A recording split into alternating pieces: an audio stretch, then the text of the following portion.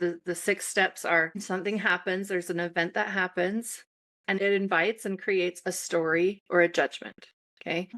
What does that mean about me? So my story and judgment creates an emotion. And so the emotion creates a sensation in our body, which creates an impulse. It wants to do something. And if we're not paying attention, it creates the reaction. And so when I can be aware enough of what's going on in my body to be able to walk myself back and figure out what my story is, then I like to call it agency, because I get to choose how I react when I'm paying attention. But if I'm just letting all my dominoes line up and not paying attention to what's going on, it goes wherever it wants. Welcome to the Confident Mompreneur podcast, where you can find solid advice along with warm guidance on motherhood, business, relationships, health, wellness, and everything you need to help add to your confidence and zest for life. And with interesting guests from all around the world, you'll hear real and relatable stories with impact and nuggets of wisdom to help you or the mompreneur meet the challenges of life with clarity and success. Now let's welcome your mompreneur host, Kyrie Blaney.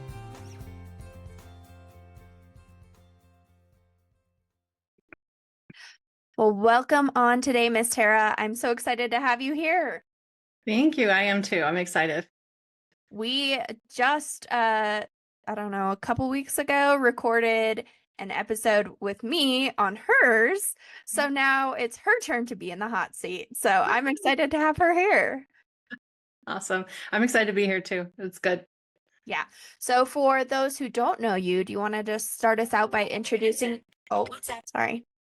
My man's calling me, of course. Oh, I love it. Well, for those who don't know you, do you want to start us out here by introducing yourself, a little bit about you, who you are, what you do, all the things? Sure. Yeah. So my name is Tera Brown. I am a coach who I love to call myself an emotional safety mentor, because I learned about 14 years ago when I started deep into my own healing work that I had zero idea what my emotions were, because I had spent the lifetime before that, the first 35 years of my life, really avoiding my emotions and learning that they weren't safe to share with the people in my life. And so when I unlocked and figured out what this thing was called emotions, I was like, whoa. It was kind of amazing. And so that's why I love to talk about how we can be emotionally safe even with ourselves. And it starts with just being aware of what you're feeling, right? So I'm a mom. I have 4 amazing kids. They're all adults now. My youngest just graduated from high school, so he's 18. Well, he'll be 19 in a couple of weeks, but he's just, starting that like fledgling adulthood. And my oldest is 26, and we just announced on Saturday that I'm going to be a grandma in March, which is kind of crazy because I don't feel old enough to be a grandma, and I don't really know. They keep asking me what I want to be called, and I don't know yet. I still have a few months to figure that out. And I kind of keep saying it's going to be whatever the baby can say, I think. And that will be the one that sticks for all of them, right? But yeah, my kids have a lot of great ideas that are not great. So I'm telling them that will not be the name I go by. I will not answer to that. I've been married for 30 years to an amazing man. We have been to hell and back, and we are stronger and thrive, more connected now than we ever were when we were, 23 when we first got married. So I run a couple of different businesses. This is a long interview, but introduction. I have all the things. I know. I teach emotional literacy classes. I have a healing retreat that's about relational trauma and how to heal from that. Lots of tools that go along with it. And then I have another whole business, which is called Shaoli Hope. And we teach coaches and healers how to scale from hobby mode to 6 figures. And so I teach a life coach certification course and all the things. So I'm a busy gal. Yes. I love it. That's what this podcast is for the busy gals like us that are trying to do all of the things all at once. No, that's so cool. And I really enjoyed going and talking with you, a couple weeks ago, because I could really feel that you're very in tune emotionally, and you're very like trauma informed, because we were talking about some tough things, and to be able to do that and feel like I was in a safe environment with a safe person was super helpful. And I'm sure you provide that in a lot of different ways to all the people that you work with. Thank you. I'm trauma informed certified, and so I really strive to, I'll be having conversations like that's not sincerely trauma informed. So let's think about this in a new way. So I love to, sit with like, where do you think that came from? And let's not just label it as a really bad behavior or ADD or any of those things, but let's look at where it came from. Yeah, which is so cool.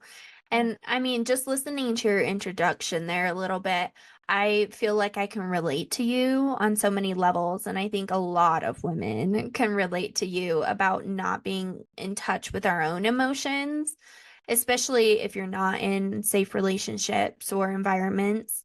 Um, a big part of my story was being in an abusive relationship for a long time.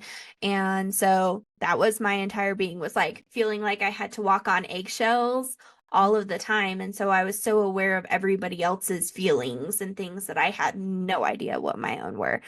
And it was a roller coaster when I had to figure that out. I know.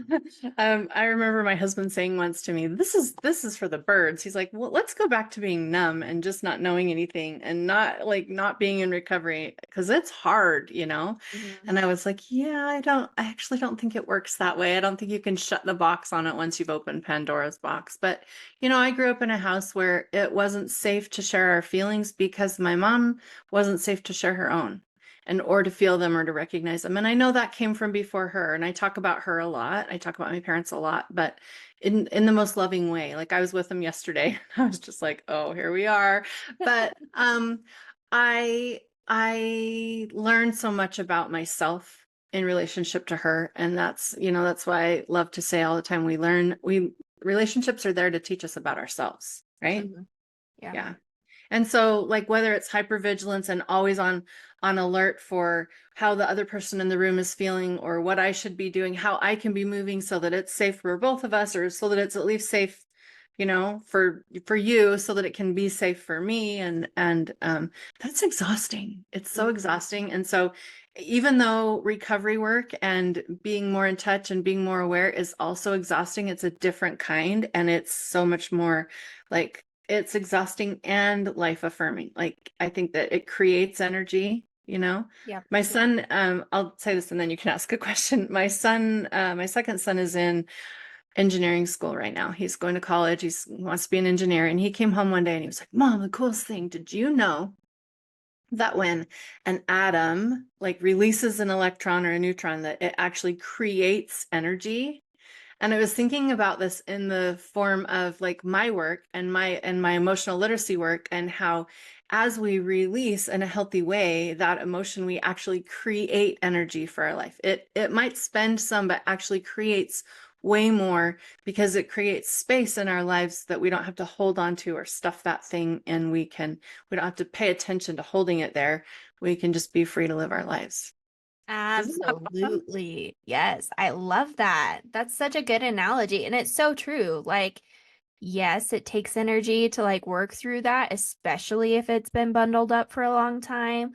But Mm, once you get to a point where you like can understand it and it's like a regular like occurrence in your life that you're bringing in emotions and letting them out, like it's so much easier and you feel like that like weight is off of your chest. yes. Sign me up Yeah. for that.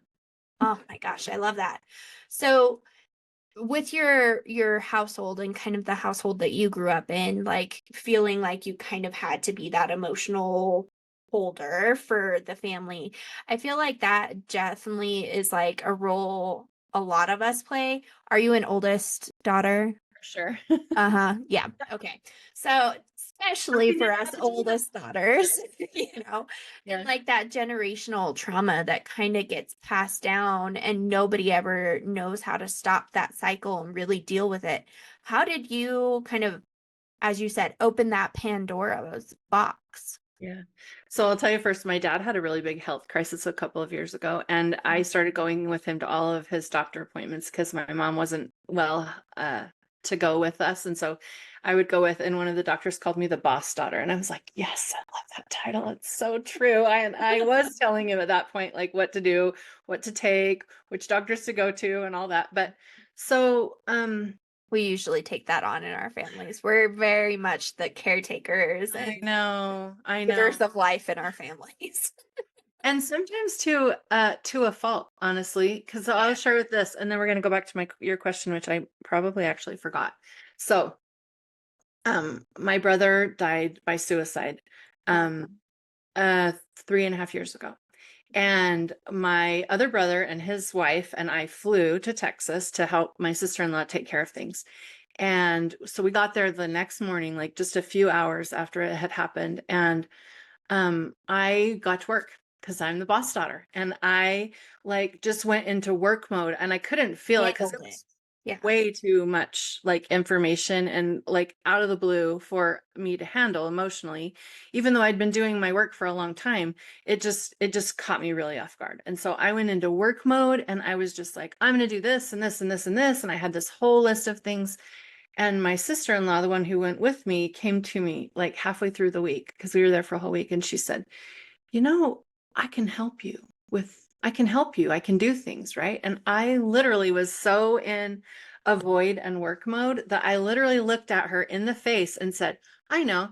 And then just went on like, and it took us a few months. It took my sister-in-law a few months for us to come back to this conversation. Like she said, when you said this is what I heard. And I was like, okay, but when you said that, this is what I heard was you didn't think I was doing it well enough. And so, to be able to have those conversations and to be able to be aware enough in that moment that, oh, here I am, just I can't fall apart because I'm the one in charge of everything now, to being able to recognize, oh yeah, I just did that to protect myself and all y'all from what was about to spill out, right?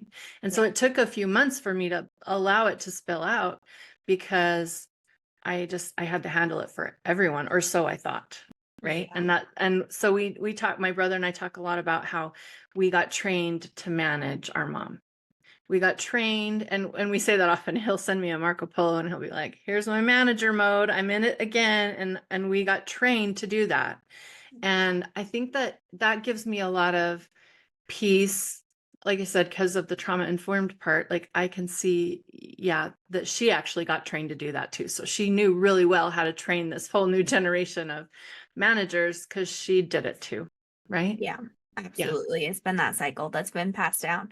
right. And I feel like that is a natural thing that I do too, is like everybody around me thinks I'm just handling everything so well when really I'm in 100% avoidance mode and doing a million things and managing a million things so that I don't have to think about the emotions that I'm actually feeling and Yeah. choosing not to work through. Yeah.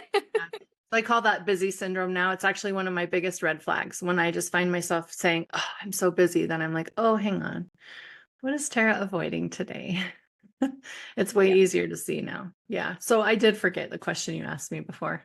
Oh, I just asked, so like since you have been kind of trained to be in that mode for most of your life, how did you kind of open that Pandora's box? Yeah. Okay.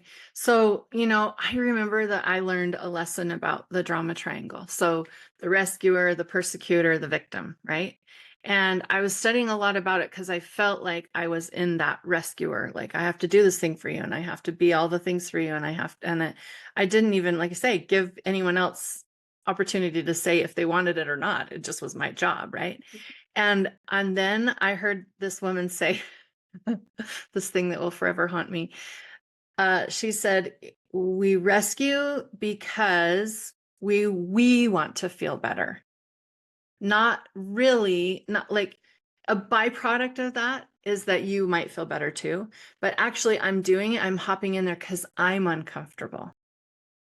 And I was like, oh, I hear that. And it was so true. And so now it's like that. So it was kind of like, it just, and also just, we had family trauma, we have infidelity, and my husband, disclosed a bunch of stuff to me one day, like a long time ago. And so it was just like the whole box got ripped right open all at once. And it forced me, Well, it didn't actually. I will say this. He disclosed everything to me, and I sat in my bed and I watched the OC and I ate every bag of Halloween candy I could find for about 9 months. And I was going to 12 step, and I thought I was doing all of the thing. I thought I was doing all the things, but I wasn't feeling anything yet. I didn't feel anything for those 9 months. And then Numbness. the numbness. I Yeah. definitely felt the numbness, right? And then through a series of events, I was invited to do my own work. I was invited to, instead of looking, I remember I went to my first retreat to fix my husband. Like, I literally signed up and said, I'm willing to go. I'm willing to spend this time and money to go to figure out whatever I need to do to fix you, because you got to be fixed so that I feel safe again. Right. And it was like a day into that retreat that I was like, oh, hang on. You mean I have work too? And there's something for me to look at. And the more that I do that, the more I look at me, and the more that I work on me, and the more that I become more aware of what my patterns are, the stronger, the healthier I am. I stand up tall. Oh, you can't see it. I have a little, my girlfriend made me a Wonder Woman trophy Oh, nice. I love that I that. have on my little, anyway, I have actually I have a Wonder Woman bracelet that I wear a lot, but I just, like, I stand taller. I love myself so much more. Like, there's so many things that I'm confident when I talk. All of this came about because of the work that I've been doing for the last 15 years. Wow. Yeah. I love that you bring up that you went to fix somebody else and ended up realizing that you had to fix yourself along the way too, because I feel like that's so easy for us, especially as fixers. We want to fix everyone else. It's always constantly working on somebody else. We see the problems in other people, but we really have a hard time looking internally and saying, what are the problems I need to fix within myself? And it's true. Like, so I grew up, like I said, I got trained how to do that. And then I was a mom. And so I was the fixer for so many years and all the things. And it's really hard now with adult kids to not try and fix all those things, and to just hold space and ask them what they need and tell them that I'm here if they need something. Like, it's so hard some days to just be like, and Transitioning from a parent to just like an onlooker that occasionally gives advice. Yeah. Every once in a while I'll be saying something. It's funny. Even the other day I was talking to my husband and I said something and I heard myself, and I was like, I took a deep breath and I just kind of leaned back, like, I was standing up, but I just kind of leaned back a little. And he was like, you just had a suggestion there, didn't you? I said, so completely, totally. And he was like, well, I'm in a place I can hear it, so you can share it with me. And like, the fact that we can do that now, because there are some days when he's like, I don't care what your suggestion is, but he was, emotionally mature at this point to say, I can hear that. And then a lot of times when I share things I think might be a great idea, he'll say to me, thanks. Really I'm gonna pass on that one. I'm glad that you think that, right? So anyway, yeah. But it's good. We can laugh at each other about that now. Yeah, exactly. I was doing it beforehand. Well, yeah. And especially over like a 30-year relationship, like there are so many ups and downs and really hard things. Like, obviously, you brought up some really difficult things that you guys personally went through. What was that like, and how did you guys kind of learn this together, and how did it change your relationship as you moved through that really hard portion of your marriage? Yeah, that's a good question. So I will say that I feel very blessed that, I said that I was invited to do my work. We were going to 12 steps. So we were talking about things, and because I was numb and not reactionary, I was listening a lot to what he had to say, but I wasn't feeling or experiencing any of it for myself. And I thought because we were talking that we were moving ahead, that we were moving forward. But he had been going to therapy for a little while, and he actually even started before he told me. And he came to me one day and he said, I found this program, and it's for couples, and I would really like to do it, and I would really like for you to come and do it with me. Well, that's really cool that he took the initiative to do that. I know. Feel And like so, many would not in that position.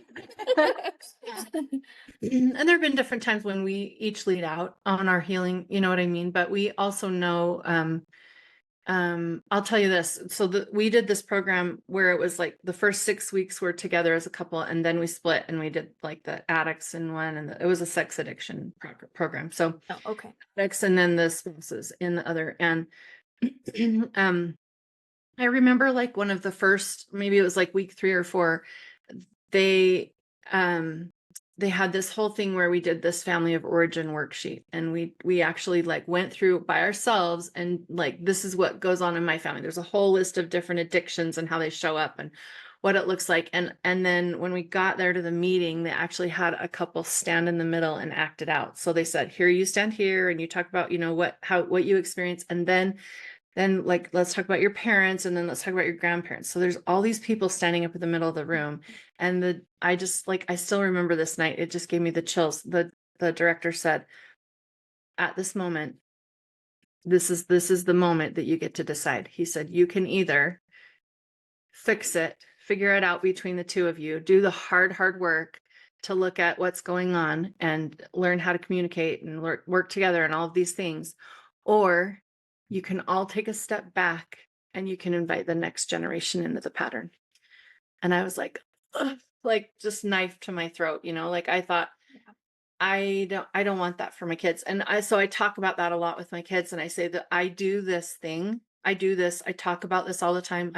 You know, I mean, I just outed my husband, right? Like, but I do that, and we've talked about that. I have his permission to talk about it because he says that's my experience. Mhm. But we do that so that my kids can have a different trajectory, so that they know they can be more emotionally literate with their own emotions. And I tell people all the time, you know, my youngest, he was only 6 at the time this all happened. So he grew up with way different parents than the older kids, even though the oldest was only 12. It felt big, right? But he is probably the most emotionally healthy one, right? He also has a very underdeveloped brain because he's only 18 and is not 25 yet. So he's still working, learning, but there's, in a lot of ways, I think he probably is better equipped to handle his emotions than the others. So Yeah. we talk about it a lot. Well, and that's so cool. I mean, especially as a mom, I feel like we will do things for our kids that we wouldn't do for ourselves, and kind of having that kind of emotional manipulation, but in a good way, to be like, if you don't stop this cycle, it's going to pass on to your kids. And do you want to continue that, or are you ready to break it? And that gives you that like extra boost of motivation to say, yeah, I really need to do this. Mhm. But breaking those cycles is so hard. It is. It's emotionally, physically, spiritually, mentally exhausting sometimes to just, and so I teach this group. We just had a meeting this morning. It's called Next Steps. It's after a class I teach, and we talked about this whole thing where when you can figure out what it feels like in your body, then you can backtrack it. So I have this thing that I call the dominoes. So the 6 steps are something happens, there's an event that happens, and it creates, well, yeah, it invites and creates a story or a judgment. Okay. So the story and the judgment is about what happened, but it's also about, what's my job now? What does that mean about me? What do I have to do now? Right. So my story and judgment creates an emotion. Emotions are just chemical reactions that happen in our body. They last 90 seconds. They give us a message and then they move on. Or we keep telling ourselves stories about them and they keep going on and on and on. But that's different. That's not the core of emotion. That's something else. Mm. And so the emotion creates a sensation in our body, which creates an impulse. It wants to do something. And if we're not paying attention, it creates the reaction. And so the trick is to learn, what's that sensation, so I can walk myself back and say, oh, my chest is beating out of its socket. What is that about? What am I going to call that? Okay. Oh, I'm going to call that fear. Okay. Well, what's my fear? Oh, I'm afraid I'm going to be alone forever. And why am I afraid I'm going to be alone forever? Because I just heard this really hard thing over here, and I think you don't like me. And there's another story that I just told myself, right? And so when I can be aware enough of what's going on in my body to be able to walk myself back and figure out what my story is, then I pull my reaction way out, and it doesn't, even if the dominoes fall at the first, the reaction's way over here. I like to call it agency, because I get to choose how I react when I'm paying attention. But if I'm just letting all my dominoes line up and not paying attention to what's going on, it goes wherever it wants. Yeah. That's such a great analogy. I love that because it's so true. I mean, I always tell my son, like, we're the ones in control of our own thoughts and feelings and actions, but we have to pay attention to them. And I think lots of people go through life without paying attention to those things because it's difficult to kind of learn our own cues and find our own faults, or this, like you said, those really hard stories that have now turned into beliefs within ourselves, and really breaking those down. Yeah. But the key, 100% the key is your body. When I can pay attention to what's coming up for me, what I'm feeling, what I'm experiencing, then I can do the rest of the hard work to figure out where that's coming from. Yeah. Yeah. What are some techniques that you use to like actually kind of go into your body to recognize those things? Well, I think number one is just, it's really awareness, and it's awareness of, oh, I have like these butterflies in my stomach. And I take a deep breath. Brene Brown said, she has a spinny ring. And so when people ask her to do things, she spins it 3 times. So I'm gotten to the point where when I have a feeling, a sensation in my body, I'm like, okay, what is that about? And sometimes it's just pure joy. Like I feel so expansive, right? And other times it's like, ooh, I think I'm contracting in around myself. And what am I going to call that? And just being really curious is actually one of the biggest keys. So being curious about it and just really paying attention to the somatic. Soma is a Greek word that means your body. And so that somatic experience that I'm having right now, I'm having an experience of, right? I'm not angry. I'm having an experience of anger. And so if I can just start asking myself, what am I angry about? What is that telling me? Like what needs to be set right? Anger tells us that we got wronged, or someone we care about got wronged, or someone stepped over a line, right? Whatever that looks like. And so what do I need to make it right? Then I don't have to label myself as anything. I don't have to be the angry mom anymore. I don't have to be the overwhelmed mom. Like, all of those, we create those, they're actually identity statements. Yeah. So I just go back to my favorite mantra, which is I am safe, stable, and secure. In this very moment, I'm safe, I'm stable, I'm secure. I can figure this out.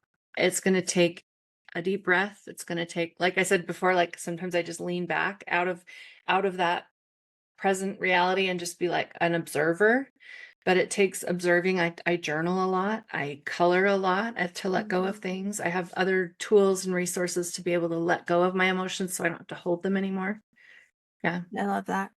It sounds to me like it's just creating intentional space is like the key. Even if you're in that moment, just taking a step back and taking that 3 seconds to kind of do that internal check. It could be, like you said, doing art therapy. I love just doing art and letting my thoughts kind of go wild.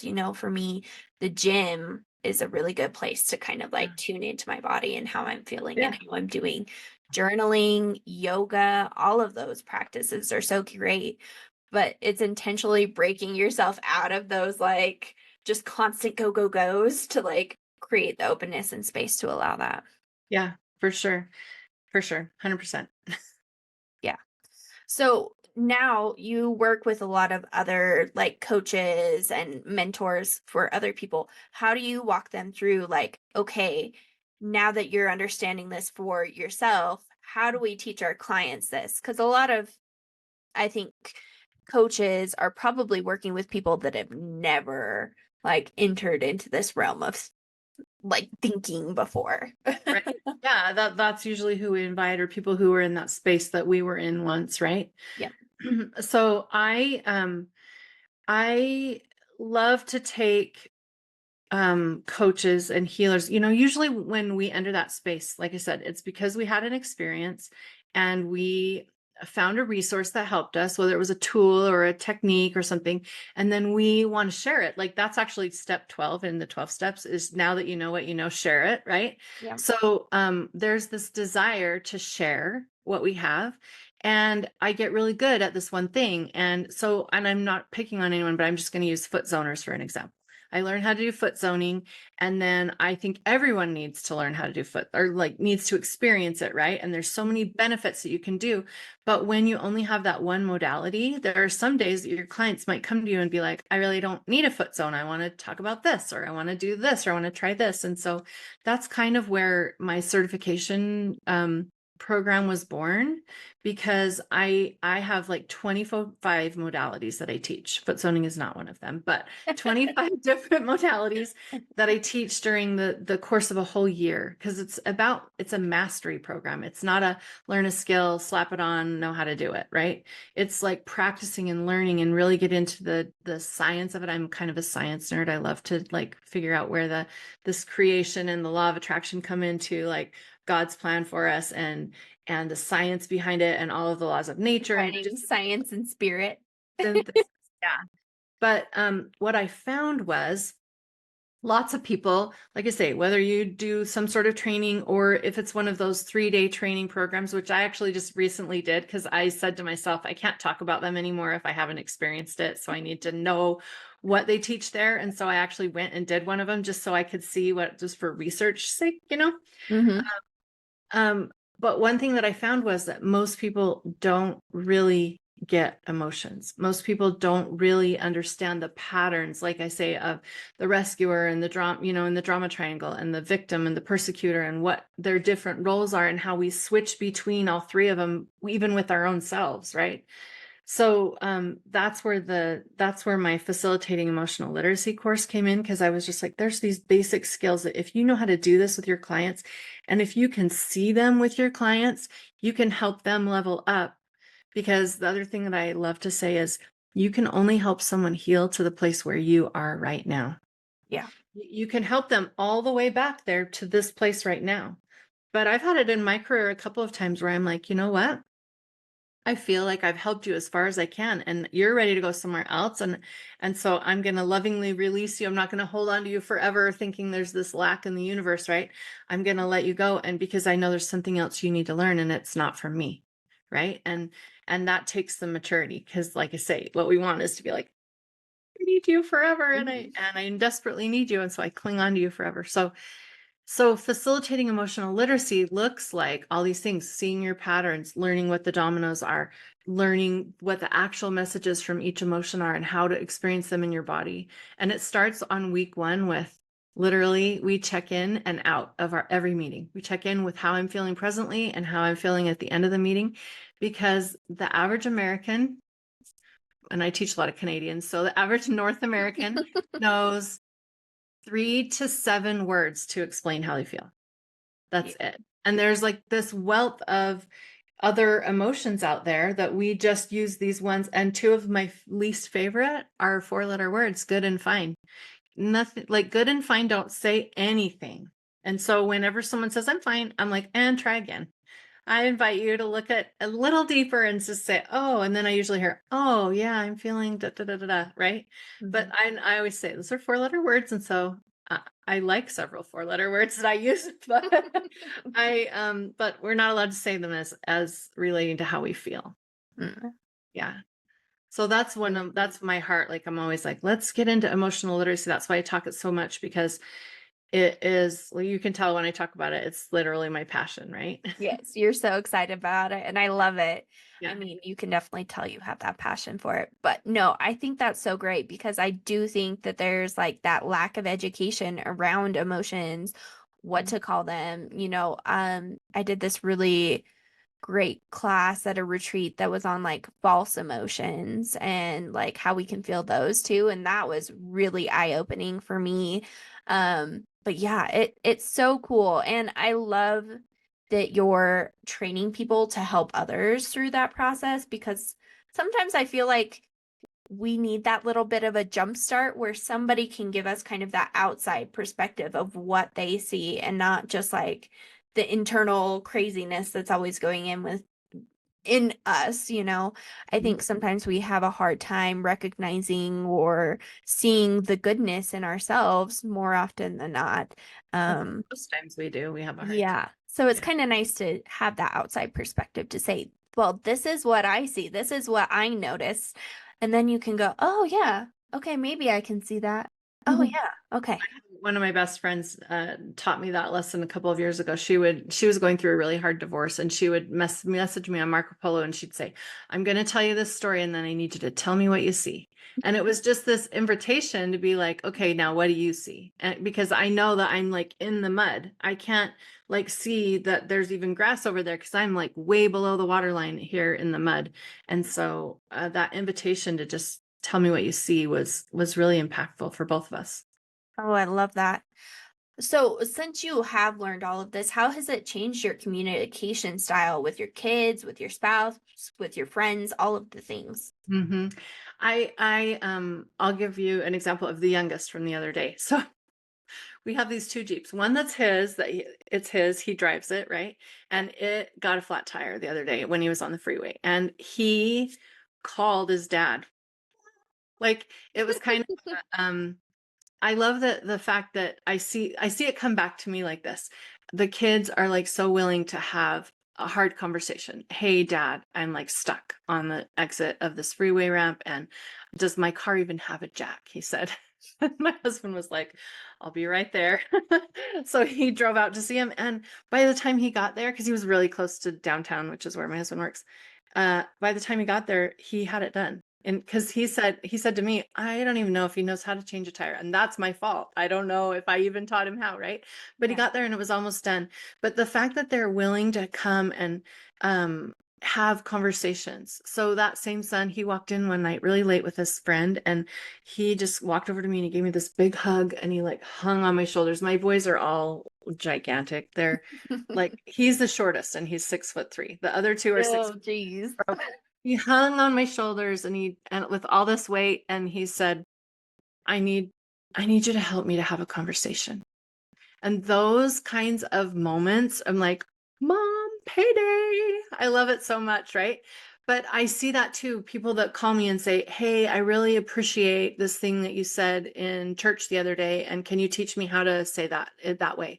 Or, I had a lady message me and say, I need to have a really hard conversation and I need to set some boundaries. And can you just like walk me through that really fast? And I was like, well, it's more than a really fast, but I can tell you what I would have said, right?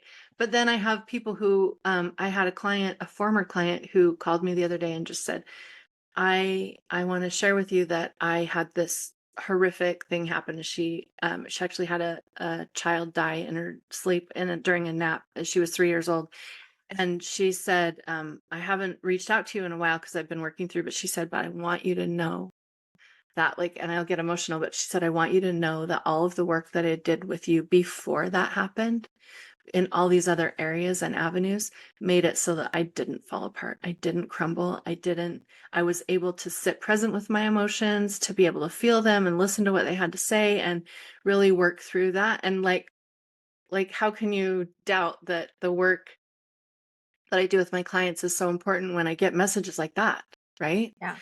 So I see it come back, and that fuels me again. So this morning I'm like, yes, and look at this thing. And I want to just go out there and help more people to be able to feel their emotions so that they can because we have survived 100% of our hardest days already. And if we can learn some new skills, we could thrive 100% of our hardest days, Yeah. right? Yeah. So good. Well, and I think that's really important to highlight is like emotional literacy doesn't mean like recognizing emotions and getting them out of the way as fast as possible, Right. or like pretending that, certain emotions don't exist and you're just like this happy, bubbly person all the time. It's recognizing that we can like have those really big, really hard emotions, but we also have the ability to move through them when we're ready to. Right. And that's huge, especially when you're going through really big. I've even invited clients to like set the timer for 20 minutes and just sit with it and listen to it and learn what it has to tell you and like be present with it and feel it so that you don't have to hold it under the water anymore. You can let go of it, Yeah. it's not like, woohoo, that sounds like so much fun. I'm going to go do that. But when I honor my feelings, Yeah. they don't have to keep coming back and bugging me. Yeah.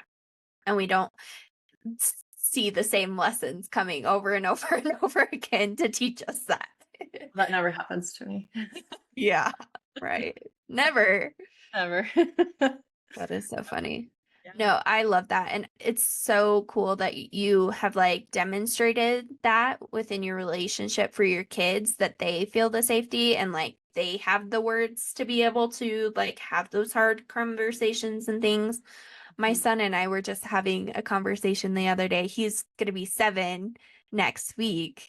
And, you know, like this is a very big deal for me that I teach him very good emotional literacy. And so he's kind of been struggling at school and he's on an IEP, and one of the things that he really struggles the most with is transitions.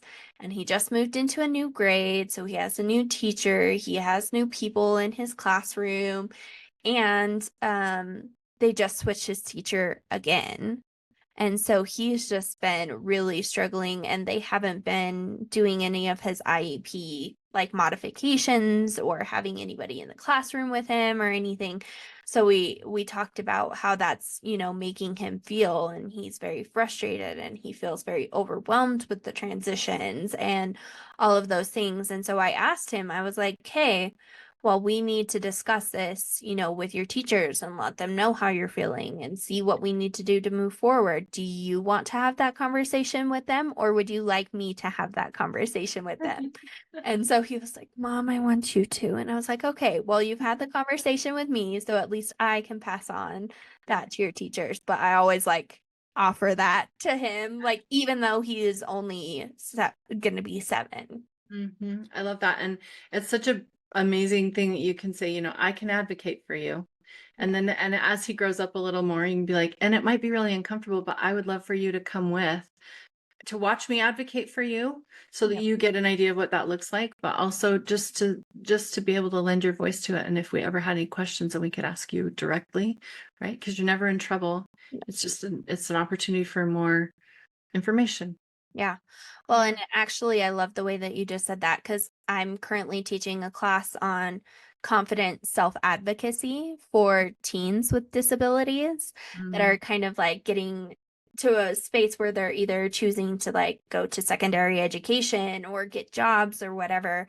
And a lot of those kids have not had to be advocates or even been in this space with their parents or whoever is advocating for them to kind of learn those skills.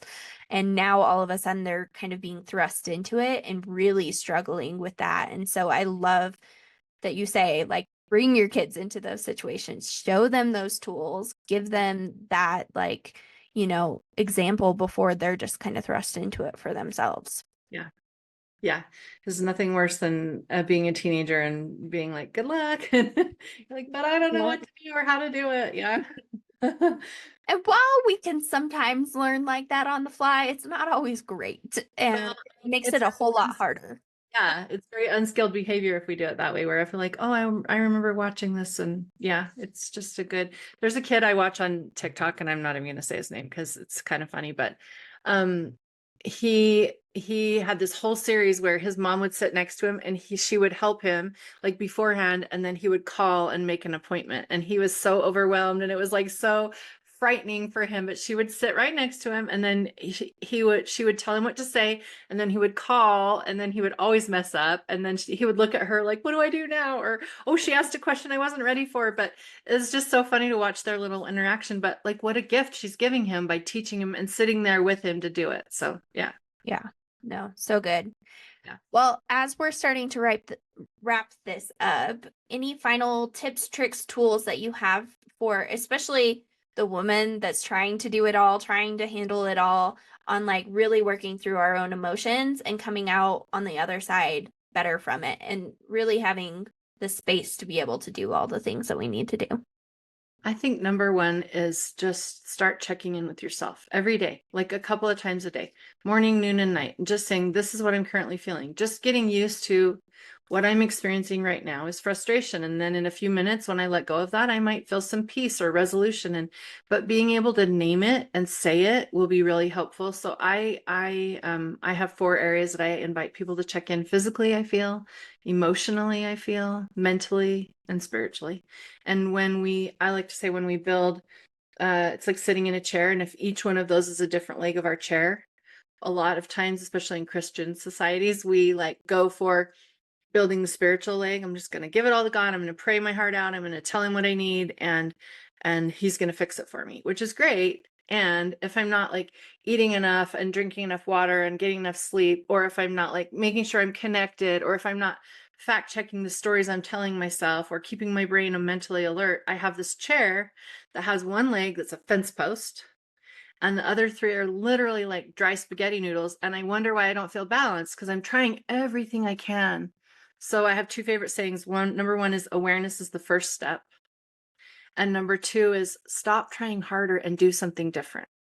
Like, just like start figuring out how to create balance. And the first way to do that is to really check in with yourself and be aware and know what you are. And yeah, it might sound like a very simple thing, but it's not. It takes work and effort. I think that's how a lot of things in life are.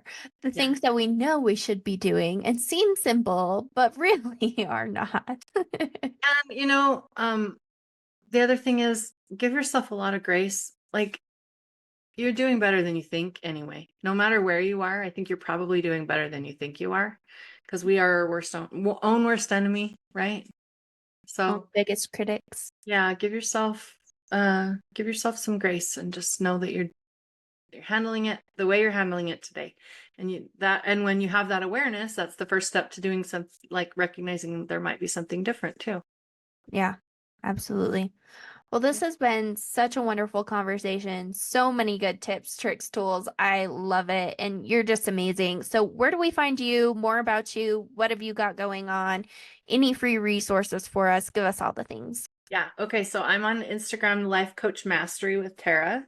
And also I have a business called Shaoli Hope. So we have a couple of different pages. There's a free Facebook group that we have, but also just shaolihope.com. You can also find me just Tera BRWN on Facebook. And then I also have a couple of free resources. One I want to share today is called Six Figure Life Coach, and whether it includes a self-assessment on where you are with your own facilitating emotional literacy, and a way to get in touch with me, because I'd love to invite you to, take the facilitating emotional literacy course, whether you're whether you're an entrepreneur who, I hate that word, almost as much as should, but whether you're like running a business, like you can see these patterns because it's interpersonal relationship. And so you can see these patterns show up in any business, right? Not just a coaching business, but also in your relationship with your family members, in your relationship with your money, in your relationship with your emotions. And so learning how to be in relationship with your emotions is huge. And so, I would love to send out the Six Figure Life Coach. It's just a free PDF. It kind of walks you through how to get in touch with me and what it looks like, and kind of, like I say, a test on where you are with your own. Perfect. And if you guys haven't signed up for our email newsletter, sign up for it. We'll include it in this month's email newsletter so that you guys can find it and find all of the connections to her. Thank you so much again, Tera. Thank you so much. Thank you for joining us today on the Mompreneur podcast. And if you like this episode as much as we did, give us a follow so we can invite you back every Wednesday. And of course, share it on all your socials. Being a confident mompreneur means uncovering your strengths and struggles so you can dive in and learn how your next steps could be your greatest.